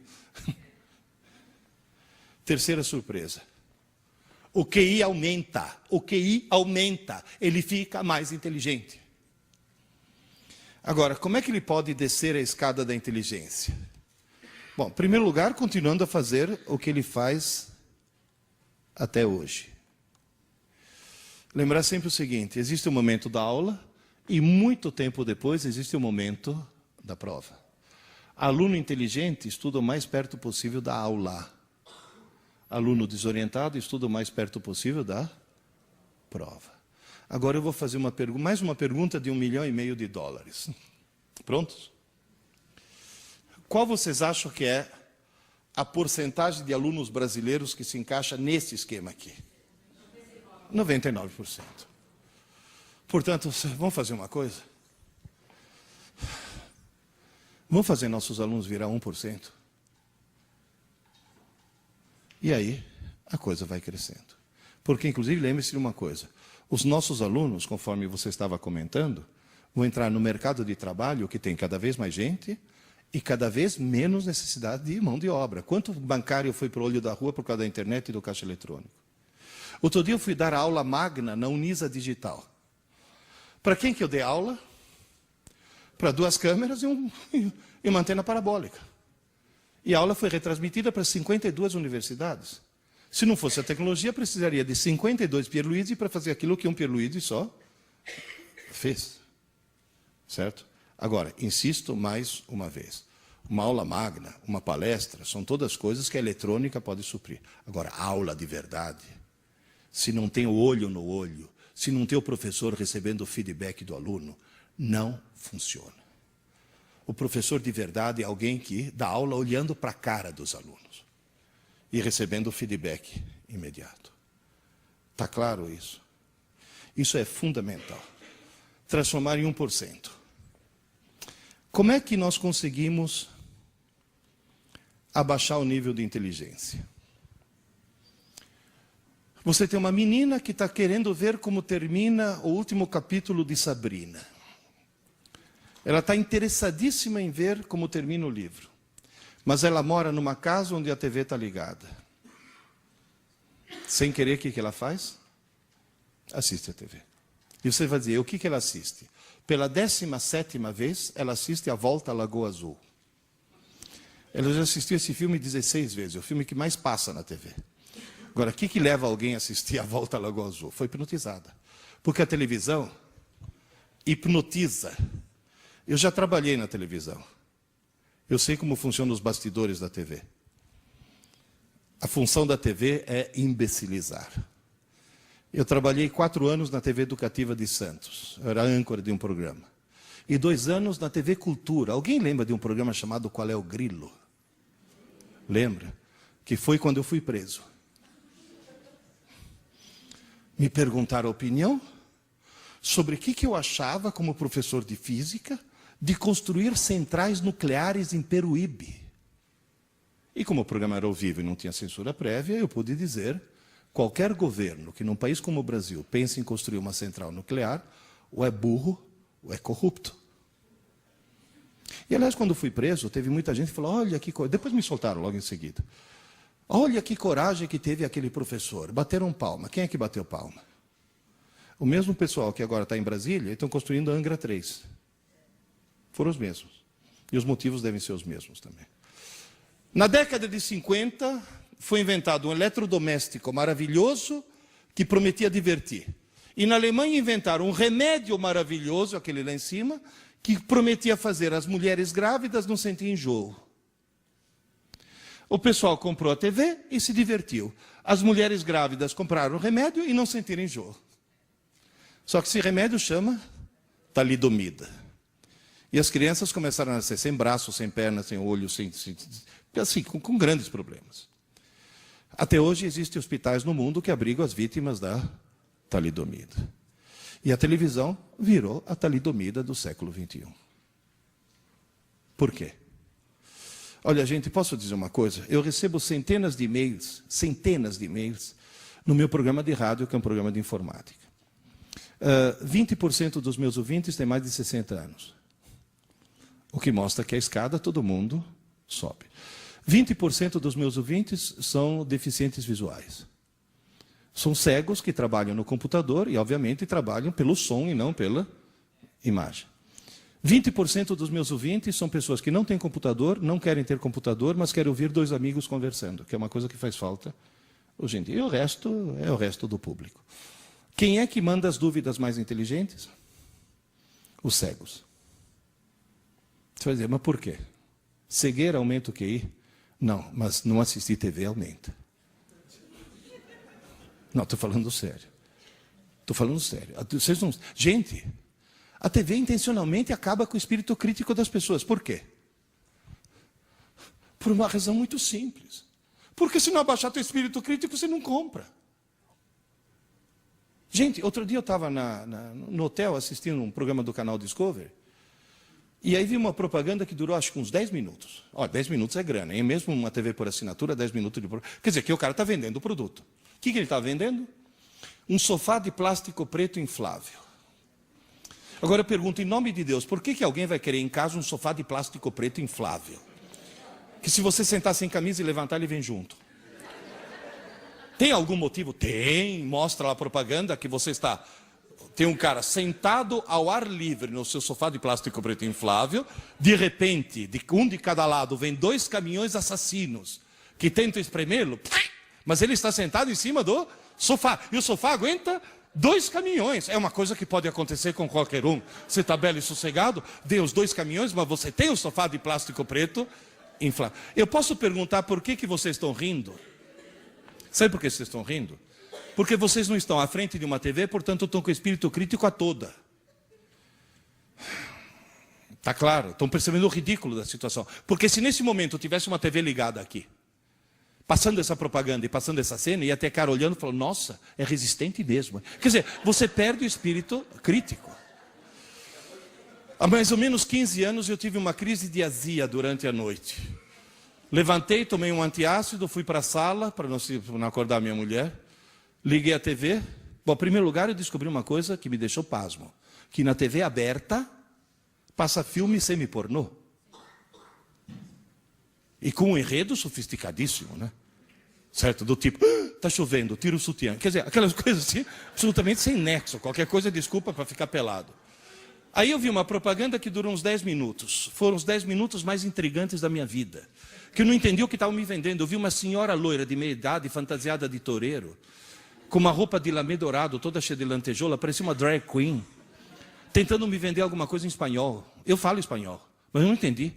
No fim ela subiu num palco, num ambiente que parecia um templo asteca, sentou num trono, no meio de 2 tochas acesas, e encerrou a propaganda, me olhando nos olhos e falando, ligue já, ligue já, ligue já. Eu olhava e falava, mas ligue já por quê? O que ela quer, meu Deus do céu? Aí eu fui investigar e descobri que não é uma senhora. Não, também não é um senhor. É um híbrido, vai. Se você pegar Hebe Camargo e Calbi Peixoto e fizer a síntese, você vai obter uma coisa estranhíssima chamada Walter Mercado. Que até pouco tempo atrás estava falando ligue já no México. Agora está falando ligue já no teu celular. Prepare-se, Walter Mercado está de volta. Agora, o que é de estranhar não é ter uma coisa estranha na TV. Coisa estranha é ter na TV do mundo inteiro. Na TV americana, então, quanto mais estranho e pervertido for o cara, maior audiência que ele tem. Lembra daquela charada? O que é o que é? Anda para trás, muda de cor e come criança. Michael Jackson. Ou seja, você tem as coisas mais esquisitas do mundo na TV do mundo inteiro. Porém, o que é de estranhar é que esse cara fatura bruto 240 milhões de dólares por ano. O que é de estranhar é que quando ele fala ligue já, as pessoas ligam. E a Rede Globo aprendeu a lição, né? Que na hora que o Pedro Bial fala ligue já, 60 milhões de idiotas ligam para o paredão do Big Brother, pagando. O cara que liga para o paredão do Big Brother tem que estar muito lesado mentalmente. E tem que estar num degrau bem baixo lá da escada. Agora, professor, o que mais abaixa o QI? Como já disse, computador mal usado. Eles ficam até 3 horas da manhã no MSN, conversando com 10 pessoas ao mesmo tempo, portanto, fatiando o seu lobo frontal em 10 pontos de atenção ao mesmo tempo. E cuidado, hein? A função do lobo frontal é fazer convergir todas as informações que vêm de todos os nossos módulos cognitivos numa linha única de pensamento. O cara está fatiando aquilo, está abrindo 10 caminhos diferentes. Aí o que acontece? A mãe leva na psicopedagoga, que leva para o neurologista. Esse neurologista tem um protocolo de sintomas de verdade, de criança que sofreu acidente de parto, que bateu a cabeça quando era nenê. Ou seja, criança que tem problema neurológico, e com esse conjunto de sintomas, ele diagnostica TDA. Só que essa criança não está com TDA. Se essa criança tirar o computador do quarto e colocar na sala, o TDA desaparece. Então, vocês percebem que o que está acontecendo é que a informática está produzindo, fora o fato de que, se tiver algum professor de português aqui, já deve ter ficado horrorizado com a ortografia, né? Por que a esmagadora maioria das placas que eu encontro na estrada tem essa indevida crase?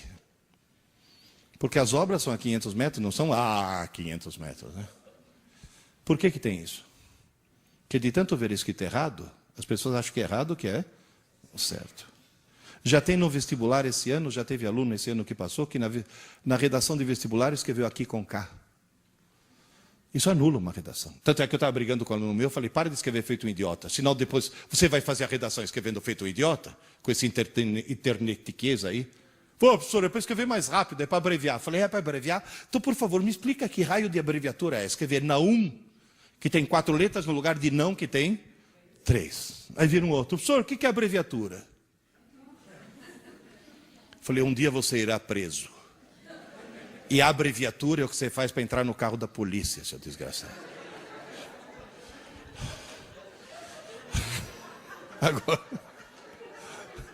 Agora, gente, última notícia mais grave.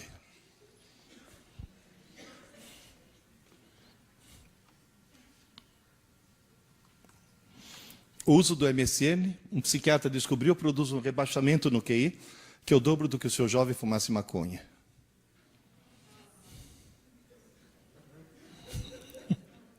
Eu já tive aluno que falou, professor, vou vender o computador e comprar maconha. Eu falei, não, seu desgraçado. As duas coisas são igualmente ruins. Professor, e outra coisa, fone de ouvido, além de ensurdecer, e quando usado de um lado só, produzir labirintite, o uso constante de fone de ouvido, um pesquisador japonês descobriu que tira do jovem a capacidade de articular a fala de forma coerente. Gente, talidomida eletrônica. O problema não é o uso, o problema é o abuso.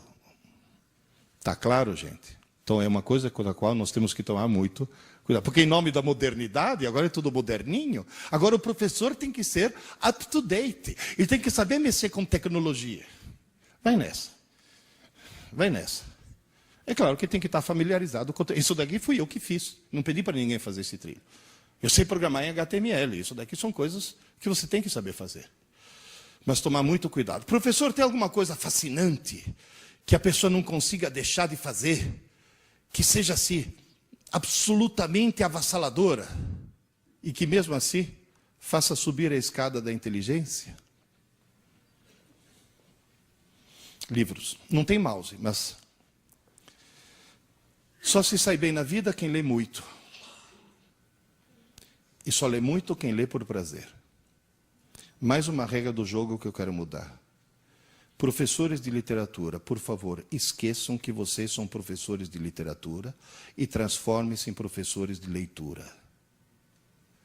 Porque do jeito que é dada a literatura hoje nas escolas, em vez de criar o prazer pela leitura, se cria o ódio pela leitura. Você pega uma criança de 12 anos e fala, eu vou te fazer descobrir o prazer pela leitura. Toma, Iracema. Nunca mais ela chega perto de um livro. Primeiro, professor de leitura.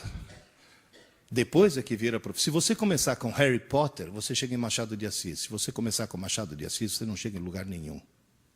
Criar o prazer pela leitura. Como é que se cria o prazer pela leitura? Eu tive essa sorte quando eu tinha 9 anos. Eu morava na Itália,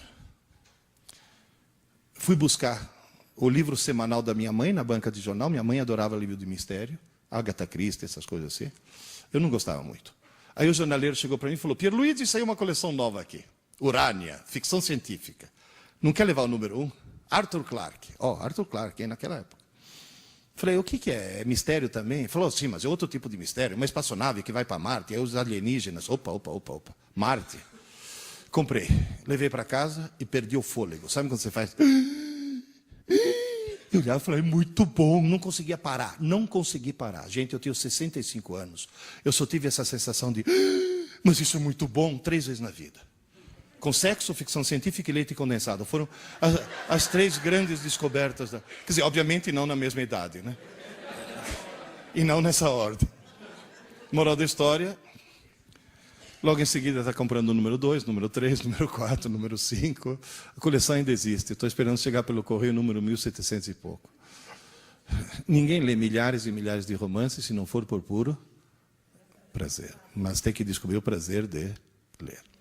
Aí um belo dia, chegou um dos meus filhos, tinha 15 anos. Ô pai, estou muito preocupado. Eu falei, por que, Adriano? Pai, descobri que não é que eu não gosto de ler. Eu odeio ler. Falei, que bom, agora quem está preocupado sou eu. Pai, você lê muito, né? Falei, eu leio muito. Todas as minhas irmãs leem muito. Falei, todas as suas irmãs adoram ler. Todos os meus irmãos também leem. Todos os teus irmãos também leem. Pai, sou eu que não leio? Será que eu vou ficar burro? Falei, não, meu filho, você já é. Porque quem não lê, por definição, é uma besta. Inclusive ele chegou e falou, mas eu já li um livro. Indicado pela escola. Depois eu fui ler. Olha, se fosse o primeiro livro da minha vida, eu era semi-analfabeto até hoje. Um livro horrível. Eu olhava para aquilo e falei, meu Deus, quem que escreveu isso? Só pode ser uma freira que fuma maconha, não tem outra explicação. Era um livro sobre as crises místico-religiosas de uma galinha. De uma galinha. No meio do livro, por uma escada de luz, descia o Arcanjo Galo. Eu falei, não, Arcanjo Galo não, é jogo duro, né? Falei, Adriano, não estou pedindo para você ler um livro, estou pedindo para você descobrir o prazer de ler. Ele falou, como? Eu falei, fácil. Foram escritos milhões de livros no mundo. Um foi escrito para você. Ele falou, qual? Eu falei, não sei. Como é que eu acho? Eu falei, simples. Comece a ler um livro qualquer. Está chato? Para e começa outro. Para, pai. Para. Porque a tua tarefa não é ler um livro, é descobrir o teu livro. Se está chato, não é teu livro. Começa outro. Está chato? Para. Começa outro. Está chato? Para. Começa outro. Está chato? Para. Falei, sabe qual é o perigo? Depois de você fazer isso 4, 5, 6 vezes, você vai ter a falsa sensação que todos os livros do mundo são chatos. Não é verdade. Continua, insista. Livro é que nem namorada. Está chata? Troca. Está chata? Troca. E realmente você andou trocando muito ultimamente. Moral da história. Acho que na 8ª tentativa ele achou Hobbit, do Tolkien. Pai, nunca achei que um livro pudesse ser divertido. Falei, está salvo. Porque nesse momento ele não achou um livro divertido. Ele achou que ler é divertido. É uma forma de lazer. Devorou Hobbit. Pai, a história continua. Eu falei, sim, O Senhor dos Anéis. Pai, compra para mim. Vocês imaginam a emoção de um pai que ouve seu filho semi-analfabeto pedir para comprar um livro? Entende? Foi uma... Achei. Olha, custei achar, sabe por quê? Porque nesse país abençoado por Deus, que tem menos livrarias do que na cidade de Buenos Aires, livro só fica na moda quando aparece o filme. Alguém já ouviu falar num filme intitulado Eu, Robô? Com Will Smith? Você sabe quando é que eu li esse livro, do Isaac Asimov? Faz 40 anos. 40 anos. E ninguém leu. Eu chegava para os meus colegas do ângulo, leia, Eu, Robô. Que isso? Autobiografia do Maluf? Não, é um livro de ficção fantástico, meu Deus do céu. Bom, moral da história. Ele devorou 1.200 páginas. Ô pai, tem mais alguma coisa no gênero? Falei, que tal a história do Rei Arthur, Mago Merlin, Cavaleiros da Távola Redonda? 4 volumes das Brumas de Avalon. Alguém leu aqui? Devorou. Pai, tem mais alguma coisa no gênero? Eu falei, Adriano, vamos mudar de gênero, senão daqui a pouco vira feiticeiro, né? Daqui a pouco eu vou ter um Gandalf andando de cajado pela casa, né? As Aventuras Completas de Sherlock Holmes, lembra desse? Tijolão desse tamanho, devorou. Bom, para encurtar a história, hoje, essa peça que está aqui, ele lê fluentemente em português, italiano, espanhol, francês, inglês, está começando alemão, pelo menos você foi para Frankfurt, serviu para alguma coisa. É formado em administração de empresas e virou diretor de uma editora. Tamanho amor que ele pegou pelos livros. Livro muda muito as pessoas, muda demais as pessoas. Uma professora de literatura de Santa Cruz do Rio Pardo chegou para mim e falou, ô professor, eu sou professora de literatura e adoro ler. Quase que eu falei, ainda bem, né filha, você está na profissão certa. O nosso irmão é professor de... A minha irmã é professora de história e adora ler. E o nosso irmão não é professor, é uma besta. O cara não lia nem bula de remédio, professor. Além de tudo, desgraçado e corintiano. Mas aí minha irmã foi numa livraria e encontrou um livro intitulado Aventuras e Desaventuras do Timão. Diz que o corintiano era tão corintiano que, ao saber que o livro tratava do Corinthians, está salvo. Descobriu que o livro contava histórias do Coringão muito mais interessantes do que ligar uma TV e ficar ouvindo o abominável Milton das Neves. O camarada adorou aquele livro. Logo em seguida ele estava lendo a biografia do Rivelino, História das Copas do Mundo. Só que em Piracicaba tem um ditado que diz, se abrir a porteira, não passa um boi, passa a boiada. Ele começou a ler de tudo. Aí a irmã dele me contou, falou, professor, adivinha o que aconteceu 2 anos depois que minha irmã encontrou aquele abençoado livro? Falei, o que houve? O nosso irmão publicou um livro de poesias de autoria dele. Gente, um corintiano escrevendo poesias. Olha o milagre que um livro consegue fazer, uma coisa assim, quase que sobrenatural, uma coisa assim, fantástica.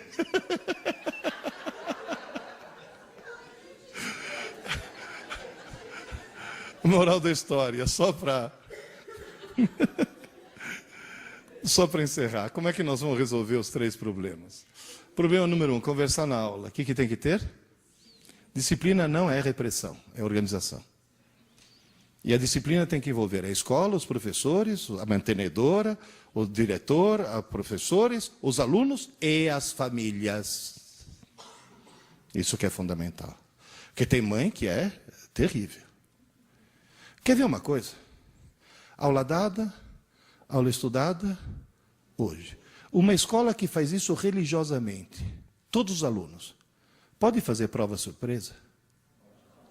Alguém se lembra aqui da cena do professor entrando na tua sala de aula e falando, arranca uma folha do caderno, guarda o material embaixo da carteira e vamos fazer uma provinha? Lembram disso? Tenta fazer isso hoje. No dia seguinte tem mãe de tijolo na mão. Coitado do meu filhinho, foi pego de surpresa, agora ele ficou traumatizado, agora ele vai ter que fazer terapia, senão ele fica hiperativo, com TDAH e disléxico. Eu sempre falo que mãe na escola parece anão em campo de nudismo. Mete o nariz onde não deve. Ou seja, enquanto vocês não convencerem as famílias, não vai adiantar absolutamente nada. Segundo problema, estudar para a prova. Vocês sabiam que, por lei, a escola é obrigada a publicar um calendário de prova? Ou seja, é a lei mais burra que eu já vi na minha vida. É burra essa lei. Estudar para a prova, o que você tem que convencer o aluno a estudar pouco, mas todo dia. Terceiro problema, não ler livros. Lembre-se, por favor, de uma coisa. Você pode levar um cavalo até a água, você não pode obrigá-lo a beber. E se você enfiar a cara do cavalo no balde, não só ele não bebe, que nunca mais ele chega perto do balde. Portanto, pelo amor de Deus, professores, nunca obriguem um aluno a ler um livro. Pelo amor de Deus, não façam mais isso. Não escolham por ele. De gustibus et coloribus disputandum est. Cor e gosto não se discute.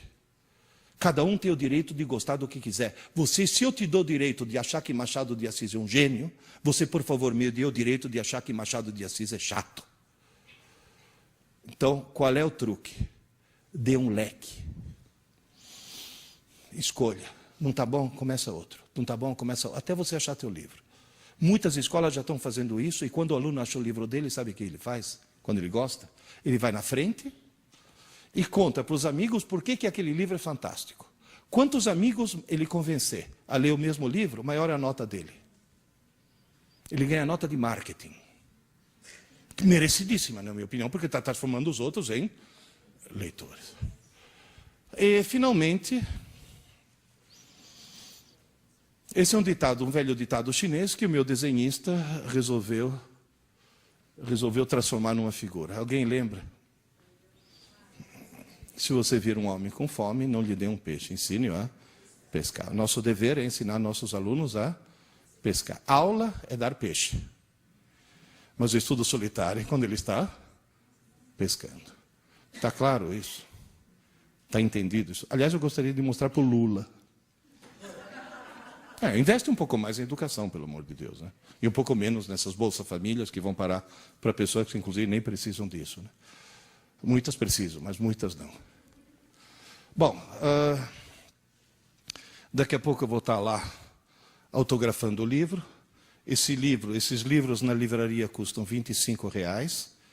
Nas palestras costumam custar 20, mas o editor falou que para o professor tem desconto, então é só 15. E se você comprar nos próximos 10 minutos... Você... Professor, liga já.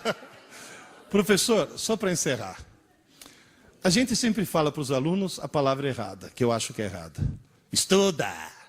Estuda! Se você tentar resumir tudo em uma única palavra, para subir a escada da inteligência, uma única palavra. Leia! Nem que seja para ler Júlia, Bianca, Sabrina. Mas, pelo amor de Deus, leia. Professor, em 2 palavras, para subir a escada da inteligência. Leia já. Mas começa a ler. Gente, agora perguntas para quem quiser fazer alguma pergunta. Eu segurei vocês um pouco mais do que deveria. Alguém tem alguma pergunta? Me faz um favor, faz a pergunta virado para a câmera. Ela vai te dar... É que a câmera tem... Nós estamos sendo... Vocês sabiam que nesse momento nós estamos ao vivo, né? Não sabia. Bom, meu nome é Carlos Borges, eu sou professor de física. Eu fui seu aluno no ângulo. E quando eu comecei a dar aula, eu imitava você. Parabéns, realmente é muito boa aula. Mas eu queria dar uma sugestão com relação ao item número 1, conversar na aula. Eu estava assistindo uma palestra do Francisco Ashtar, sabe quem é? Sim, o Chico Ascar. E aí ele falou assim, se você não deixar os alunos participarem da sua aula, eles vão participar mesmo assim. Então é importante a gente bolar coisas para eles participarem. Aí diminui a conversa em aula. Era isso. Obrigado. Tá certo. É uma boa dica. Legal. Mais alguém?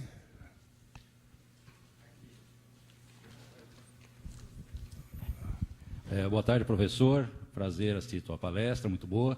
Meu nome é Antônio Carlos Grande. Tem que virar para o outro lado, não é? Isso. Então, desculpem. E a pergunta é a seguinte. Nós temos hoje em dia essa bendita, né, dessa bolsa, auxílio que o governo dá, que eu acho que nós estamos criando um povo cada vez mais fraco, que cada vez mais nós temos um paternalismo em cima disso. E isso acontece também no ensino, não é verdade? Por exemplo, o que o senhor acha das cotas, as benditas cotas? Obrigado. Eu tive uma discussão na televisão sobre cotas. Aliás, foi no programa da Adriane Galisteu. E eu sou completamente contra as cotas, por um motivo muito simples. Porque eu sou absolutamente contrário ao racismo. Eu acho que um dos cânceres que nós temos, culturais, que nós temos no Brasil, é o racismo. Nós somos um país muito, muito racista ainda, muito preconceituoso. E fazer cotas para negros, ou não interessa para quem, é uma forma de racismo. Porque você está pressupondo que o cara seja um ser inferior, quando na realidade não é. Então, essa história de cotas é um negócio... É o governo tentando consertar, no fim do processo, uma coisa que começou errada no começo. Então, em vez de tentar consertar no começo, fazer uma escola pública de excelente qualidade, como existia 50 anos atrás, na realidade estão tentando consertar o que está de errado lá para o fim. Isso não quer dizer que os alunos cotistas não tenham até um bom desempenho, porque lá pelas tantas, quando o cara tem boa vontade, o camarada consegue se superar, consegue superar as dificuldades. Mas, na realidade, acho que... Eu vou até dar um exemplo. No meu primeiro casamento, eu tive 2 filhas. Ele é filho do segundo casamento. Eu estou no 4º casamento. É claro, ficou chata, eu troco. Agora, na realidade, no meu primeiro casamento, eu tive 2 filhas, a Carla e a Luísa. A Carla é morena, bem morena, que inclusive a mãe dela tinha muito sangue índio. E a Luísa parece uma sueca. É loira de olho azul. Então, se fosse requerer cotas, uma conseguiria, outra não, e as 2 são filhas do mesmo pai, da mesma mãe. É uma coisa assim absolutamente sem sentido. E lembre-se, por favor, de uma coisa. Nós somos um país racista. Esse é um dos males que nós temos que combater. Posso dar um exemplo rápido? Eu adoro ficção científica, deu para perceber, né? Eu acho que os professores de literatura deviam começar a ler Isaac Asimov, Arthur Clarke, deviam começar a ler os grandes da ficção científica. Eu não admito um professor de literatura que não tenha lido Fahrenheit 451, do Ray Bradbury. É a maior poesia em homenagem ao livro que eu já vi em toda a minha vida. É um livro de ficção científica. Então, a ficção científica é uma coisa assim que abre a cabeça das pessoas. Aí eu fui procurar um autor de ficção científica brasileiro e descobri um autor que escreveu um livro baseado no século XXI. Que é agora, né? Eleições nos Estados Unidos, um candidato branco e um candidato negro. Jamais o negro ganhará as eleições porque um ser de raça inferior não pode ser presidente dos Estados Unidos. Textuais palavras do autor. Mas aí uma mulher burra, como todas as mulheres, resolve, nessa mania de querer se igualar aos homens, resolve se candidatar, divide o voto dos brancos e o negro é eleito. Ó suprema desgraça, um ser de raça inferior presidente dos Estados Unidos. Mas aí um cientista muito inteligente, e obviamente ser muito inteligente só poderia ser branco, inventa um remédio que alisa o cabelo dos negros. E todo mundo sabe que o sonho de qualquer negro é ter cabelos lisos. Palavras textuais do autor. Obviamente, eles não sabem que esse cientista, na sua grande sabedoria, fez um remédio que sim alisa os cabelos, mas esteriliza. Portanto, todos os negros americanos passaram a ter cabelos lisos, mas nunca mais terão filhos.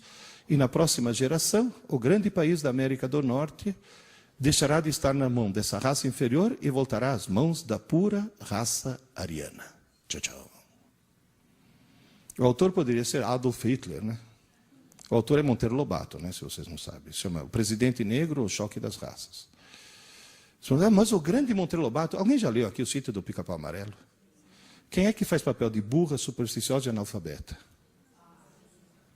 A tia Anastácia, na melhor das hipóteses, porque normalmente ela é tratada como a negra beiçuda. Então, espera aí, calma lá. Que o Monteiro Lobato fosse racista, ele é fruto da época. Agora, que a gente continue indicando o Monteiro Lobato como leitura infantil, pelo amor de Deus, indica Isaac Asimov, né? Começa a indicar coisas inteligentes. Livre-se um pouco desse mofo do José de Alencar. Deixa isso para a faculdade de letras. Aí o cara na faculdade de letras vai estudar, vai virar crítico literário. Nós temos que criar o amor pela leitura. E o amor pela leitura, inclusive com leituras que não envenenem, não estejam envenenando a nossa juventude. Então, o que eu falei no começo? Temos que mudar as regras do jogo. Nós jogamos o jogo com as regras equivocadas. Mais alguma pergunta? Meu nome é Ricardo Tomazini, eu sou professor de Biologia e Ciências. O senhor não acha também que esse paternalismo excessivo do governo federal e tudo está afetando também nossas escolas no sentido de aprovar os alunos que não têm competência? Eu acho que sim. Acho que essa história de não existir reprovação, eu não chamaria de reprovação, mas esse paternalismo excessivo, simplesmente, como disse o nosso amigo aí, nós estamos criando uma geração de fracos. De gente que não consegue mais lutar, não consegue ir mais atrás de um ideal, de gente que está mais acostumada a receber as coisas de mão beijada, em vez de conquistar essas coisas. E está muita coisa equivocada. Por exemplo, eu ouço sempre o governo federal falando em inclusão digital, inclusão digital, inclusão digital. Quem aqui está em escola pública já viu o que aconteceu com o laboratório de informática, né? Virou Lan House. Virou LAN house. Eles entram lá para entrar no MSN, para jogar videogame. Que raio de inclusão digital é essa? Nós temos que ter uma inclusão cultural. Inclusão digital não funciona, acho que só funciona em exame de próstata. Na realidade, nós temos que ter uma inclusão cultural, meu Deus do céu. Tá certo? E depois aí que vem o computador e a gente faz. Olha, esse paternalismo realmente é o paternalismo que faz com que um cruel assassino de 16 anos não possa ser preso. Entendeu mesmo? Ai, coitadinha de menor. Pelo amor de Deus, né? Mas inclusive, muitas dessas regras foram estabelecidas por pessoas que dizem o que fazer dentro de uma sala de aula e jamais seguraram um pedaço de giz na mão. Esse que é o grande problema. E até tem uma teoria, uma proposta. Fechar todos os cursos de graduação de pedagogia. Atenção, não se assustem. Não existir graduação em pedagogia. Existir, isso sim, pós-graduação em pedagogia. E só seria admitido nessa pós-graduação alguém que tenha de carteira assinada comprovadamente 5 anos de sala de aula como professor. O cara passou 5 anos com o giz na mão, aí é que ele vai fazer pedagogia. Porque tem muita gente que dá palpite sem nunca ter estado dentro de uma sala. Ah, não, o aluno tem que fazer... Você sabe o aluno como é? Você já entrou lá? Tem cara aqui que tem que pedir para o aluno tirar o revólver e deixar na porta. Cara de escola pública. Eu tenho um amigo meu que tem uma mesinha na porta e como ele é muito querido para os alunos, eles fazem o favor de deixar os revólveres em cima da mesinha, meu Deus do céu. Então tem que ter a vivência mesmo da coisa. Mais alguma pergunta ou podemos encerrar? Diga. Olha, o ideal, quer que eu te diga uma coisa? Ideal, bom, em primeiro lugar, se ele está lendo, deixa ele ler em qualquer idioma. Bom, mas... Compra livro italiano, um monte. Mesmo aqui. Tem. Na livraria Leonardo da Vinci tem. Agora, um conselho que eu dou para vocês. O cérebro humano é um computador. Se você pegar um computador e carregar nesse computador uma linguagem de programação que tenha uma centena de comandos, 100 comandos, você vai conseguir fazer programas muito pouco sofisticados. Se você carregar no computador uma linguagem de programação que tenha dezenas de milhares de comandos, você vai fazer com esse mesmo computador coisas fantásticas. Pois é, no computador humano, os comandos se chamam palavras. Quanto mais vocábulos a pessoa tem, mais programas sofisticados o computador dela consegue fazer. E vou te dizer mais uma coisa. Eu, na minha cabeça, eu tenho linguagem de programação em italiano, em português, em espanhol, em francês e em inglês. E eu vou te dizer uma coisa. Eu penso de 5 maneiras diferentes. Dependendo do idioma no qual está chaveado o meu cérebro, no qual estou pensando naquele momento, eu penso de maneira diferente. Porque a linguística mostra que o homem não fala porque pensa. Ele pensa porque fala. É a articulação da fala que permite que você articule o pensamento. Por isso que eu dou tanta importância à leitura. E, mais uma vez, leitura não interessa o quê, e muito menos o idioma. Acho que é uma das poucas coisas onde a quantidade é mais importante do que a qualidade. Deixa as boas leituras para depois. E também o que um chama de boa leitura, o outro também não chamaria de boa leitura. Mas o importante é que leia. Nem que no começo seja ler gibi. Mas tem que ler. E outra coisa, quando fui fazer a revisão desse livro, do primeiro, eu fiz a revisão na tela do computador. Reli 3 vezes. Corrigi todos os erros. Aí eu imprimi. O que tinha passado. Ou seja, ler na tela é um mecanismo mental. Ler no papel é outro mecanismo completamente diferente. Por isso que o livro é uma coisa que jamais vai morrer. Certo? Queridas e queridos, não quero segurá-los mais tempo. Muito obrigado, espero ter sido útil. E, por favor, consultem a pesquisa que o sindicato fez, porque é uma coisa muito preocupante o que vai acontecer com a educação brasileira nos próximos 10 anos. Se continuar esse paternalismo, sabe? Vamos começar a fazer o quê? Distribuir diploma. Comece, dá o diploma de graça para o coitado, no final das contas, né? Então, ok. Tchau, gente. Muito obrigado, então.